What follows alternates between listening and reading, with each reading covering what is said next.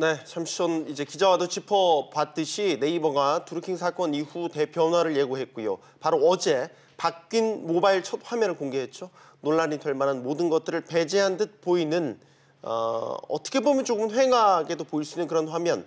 여러분은 어떻게 보셨는지도 궁금합니다. 네, 국내 최대 포털 사이트의 대변화가 시사하는 것은 무엇인지, 또 댓글 조작 사건과 같은 논란도 이 바뀐 새 얼굴처럼 깔끔해질 수 있을지 중앙대 경영학부 위정윤 교수와 함께 진단해 보겠습니다. 어서 오세요. 네, 반갑습니다. 안녕하십니까. 어느 정도 예고는 됐던 부분이긴 합니다. 그렇죠, 예. 검색창만 남기기로 첫 화면을요 봤는데 나름의 파격적인 면이 있는 것 같기도 하고요. 교수님께서는 어떻게 보셨는지 궁금합니다. 예, 예상보다는 이제 파격적이라고 볼 수가 있겠습니다. 그래서 네. 이 드루킹 사건으로 촉발된 댓글 조작과 이제 이 가짜 뉴스에 대한 어떤 비판들을 방어하기 위한 노력들이 좀 많이 좀 보입니다. 네. 그리고 또 이제 특징적인 것은 이커머스 쪽을 향후에 의식하고 과감하게 전체적인 어떤 화면 배치나 UI, 인터페이스를 수정한 것은 네이버의 위기의식의 반영이기도 합니다. 그래서 현재 한편으로는 정치적인 이슈에 대해서 계속 논란에 휘말리면 죽을 수 있다는 위기의식, 한편에는 혁신에 대응하지 않으면 또한 죽을 수 있다는 위기의식, 이 두 가지의 위기의식에 대한 대응이라고 보여집니다. 네. 네. 사실 저희 제작진도 어제 이제 모여서 그 바뀐 네이버 화면을 좀 실행해봤는데 생각보다 그렇게 불편하지 않다라는 의견도 있었고 또 구관이 명관이다라는 의견도 있었어요. 굉장히 좀 분분했는데 하지만 다들 아시겠지만 네이버가 왜 이렇게 첫 화면을 간소화했는지 그 배경 설명을 또 하지 않을 수가 없죠.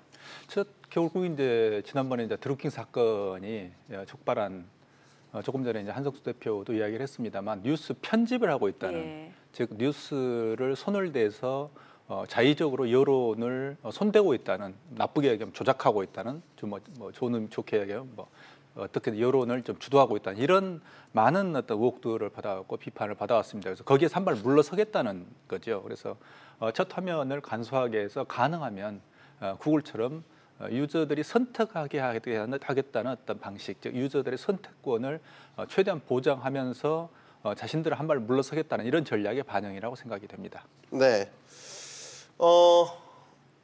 네이버의 첫 화면, 그 내부로 조금 더 들어가 보도록 하겠습니다.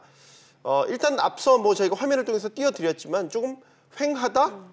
그리고 이제 기존에 우리가 모바일 첫 화면에서 봤던 어떻게 보면 이제 그 백화점식이라고 하죠. 뉴스 콘텐츠들이 이제 배열된 그런 모습들을 볼 수가 없기 때문에 좀 횡하다는 느낌은 있는데 이게 완전히 사라지는 건 아니죠? 예, 완전히 사라진 게 아니고 우리가 이제 그림책을, 우리가 동화책을 보면 좀 비유하면 재미있을 것 같습니다만 네. 과거에는 동화책의 표지에 뉴스도 있었고, 예를 들면 블로그도 떴고, 상품 정보도 떴고, 실시간 검색어도 떴고, 그래서 첫 페이지에 그 표지에 많은 정보들이 있었는데 이제는 표지에는 네이버라는 제목만 있고 한 페이지를 펼쳐야지 뉴스가 나오고 블로그가 나오고 이런 형식으로 바뀌었다고 생각하시면 되겠습니다. 네. 즉, 첫 표지에 있던 걸 뒤로 이동시켰다고 볼 수 있는 거죠. 그래서 이번 어떤 네이버의 특징은 왼쪽과 오른쪽, 그들은 이스트 랩, 웨스트 랩, 이런 어떤 방식으로 네. 명칭으로 부릅니다만, 왼쪽에는 뉴스라든지 실시간 검색을 배치하고,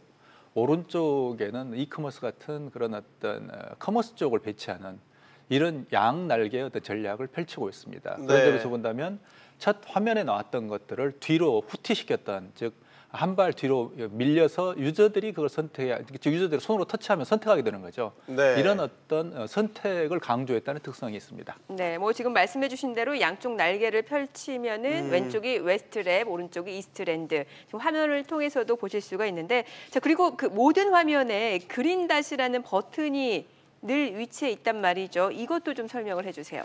이건 네이버가 상당히 이제 고심 끝에 만들어낸 하나의 인터페이스 같은데요. 네. 결국에는 이제 뉴스를 보다가 예를 들어서 스마트폰 이렇게 검색을 하고 치고 그 다음에 그린 닷이라는 걸 누르면 스마트폰에 관련된 뉴스라든지 상품을 보여준다는 거죠. 메일이나 블로그도 그 기능이 들어 있습니다만, 네. 결국에는 기존에 이제 많은 네이버의 고민이라는 것은 첫 화면에서 한 단계가 더 늘어난 점프한 어떤 프로세스가 있기 때문에 경우에 따라서는 사용자들은 이 단계가 늘어나는 걸 아주 불편해하고 싫어합니다. 네. 그런 네. 점에서 바로 예를 들면 뭐 뉴스를 보다가도 바로 자기가 관심 있는 상품을 검색할 수도 있고 또는 주변의 맛집을 검색할 수도 있고 그래서 특히 이제 네이버가 강조하고 있는 게 이제 AI 인공지능을 사용한 검색이라는 걸 대단히 강조하고 있습니다만 인터페이스가 늘어난 즉 순서가 늘어나는 것을 가능하면 좁혀서 즉 줄여가지고 유저들이 바로 들어갈 수 있게 하는 그런 기능이라고 보면 되겠습니다. 물론 인공지능 AI라고는 하지만 어쨌든 그린 닷을 누르면 이 버튼을 클릭하는 순간 관련된 이제 뉴스 검색이 또 나온다고 한다면 과거의 어떤 그 뉴스 편집이나 배열 방식과 유사하지 않냐 뭐 이런 식의 이제 이게 또 나올 것 같아서요. 예, 그런 의혹도 있을 수 있습니다. 그래서 향후에 결국에는 이제 네이버가 그런 의혹에서 벗어나기 위해서는 얼마만큼 인공지능의 정확도가 높아질 것인가 하는 것과 특히 개인의 어떤 이용자들의 선호도에 맞는 취향에 맞는 뉴스를 얼마만큼 제공할 것인가 하는 게 굉장히 어떤 중요한 이슈가 좀 될 수 있습니다. 그래서 그런 만약에 선호에서 벗어나 버린다면 또 AI 자체를 네이버가 손대는 거 아닌가, AI 알고리즘을 이런 의혹을 또 사실 살 수가 있습니다. 그래서 그런 점에서 향후에 이제 그린닷이라든지 이제 나중에 뉴스 페이지의 운용을 네이버가 어떻게 공정하고 객관적으로 잘 할 것인가 하는 것들이 대단히 중요한 어떤 관건이 될 수 있다고 볼 수 있습니다. 네. 자, 그런데 결국에 네이버가 이같이 파격적으로 개편을 하게 된 배경은 앞서서도 설명을 주셨던 그 뭐 드루킹 댓글 조작 사건 때문에 이게 시발점이 된 건데, 자, 그러면은 이 댓글 조작과 같은 논란이 되고 있는 부분 이렇게 성형을 해서 깔끔해졌다라고 볼 수 있을까요? 방어가 좀 됐다라고 보세요? 그건 이제 두 가지 측면에서 우리가 볼 수 있겠습니다. 하나는 네이버가 과거에는 사용자들이 즉 이용자들이 원치 않았던 정보를 가공해서 일방적으로 제공했다는 측면이 있습니다. 두 번째는 기술적으로 즉 드루킹과 같은 어떤 매크로를 사용한 댓글 조작을 막지 못했다는 이 두 가지 측면이 있습니다. 첫 번째는 기술적인 측면을 우리가 이제 생각을 해본다면 결국에는 특히 이제 인터페이스 측면을 생각을 해본다면.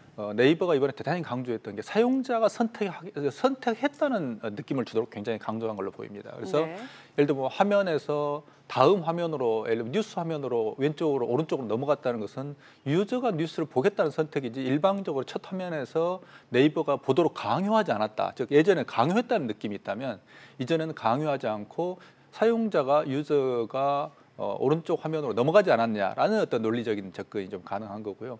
그리고 이번에 이제 실시간 검색 같은 경우로 또 이제 오른쪽에서 한 두 번, 세 번 이렇게 넘어가야 되는 어떤 과정을 거친 것도 실시간 검색어 같은 경우도 일방적으로 첫 화면이 아니라 유저들이 원할 때 찾았지 않냐라는 그런 어떤 논리적인 디펜스를 할 수 있는 어떤 시스템이라고 볼 수 있습니다. 네. 그럼에도 불구하고 이번에도 이제 또 이제 하나의 이런 방어 장치로는 이제 결국에는 실명, 즉 실제로 이제 허위 아이디가 아니고 실제로 실명이 확인된 사람의 어떤 아이디를 가지고 댓글을 다는 것 여전히 허용은 돼 있습니다만 그런 것들이 과연 그 과거에 이제 드루킹이 했던 어떤 수법이라는 것 자체가 아이디를 대량으로 생성해가지고 결국에는 그걸 매크로라는 로봇이 돌려서 했었는데요.